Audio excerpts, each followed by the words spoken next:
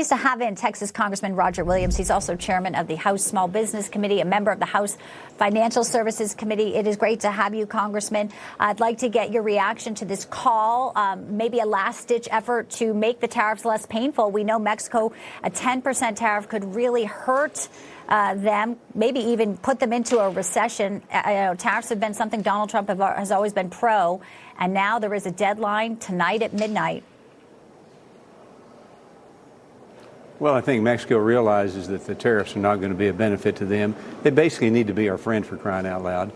She had some heavy talking in the beginning, but I'm glad they're going to meet and glad they're going to talk it over and make him up with a deal that's beneficial for both. But we shouldn't have trade imbalances with the world. We should be the sellers and the makers of, not the buyers of. Tomorrow's joint address will most likely talk about inflation, and Biden handed Donald Trump the worst fiscal, situation. And now we have Scott Bessent, Treasury Secretary, talking about how tariffs, while some are trying to criticize them, as you just alluded to, they are not going to be as bad as they are trying to tackle inflation for Americans. Let's play this clip and get your reaction. We have the experience of President Trump's first term, where the tariffs did not affect prices, and it's a holistic approach that there will be tariffs, there will be cuts in regulation, there will be cheaper energy. So I would expect that very quickly we will be down to the Fed's 2% target. So I'm expecting inflation to continue dropping over the year. Would you agree with that assessment? And also, we know Brooke Rollins put out a plan to bring down the cost of eggs. This cabinet is obviously working to deliver for the American people. And what they voted President Trump in for was to tame inflation. Yes, that's right. And I'm in the automobile business. I own car dealerships. So if you talk about a tariff, you're talking to somebody who could be directly affected by that. But I'm not fearful of tariffs. The trade imbalance we've got to fix. And also, the fact of the matter is, there's also going to be tax cuts. People are going to have a little bit more money to pay for things that they want. I think the market will settle in. And quite frankly, back in my business, in the car business, if we have something that's on the lot because it's too expensive, we'll discount. And there'll be discounts going on across Main Street America, which is a normal thing. It's not out of the ordinary. And the customer will benefit from that and very well could end up buying a car cheaper than what they could have bought before the tariffs. An exciting bit of news that was also developing just a short time ago is in regards to Taiwan. The Taiwan Semiconductor Manufacturing Company is going to invest $100 billion, Congressman, in chip manufacturing plants in the United States in the next 4 years.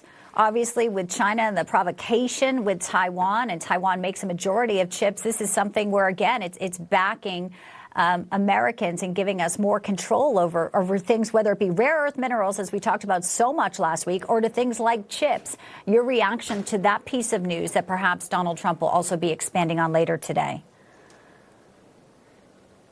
Well, that's great news. That's what President Trump's talking about. You need to do business in America. You need to do business with America.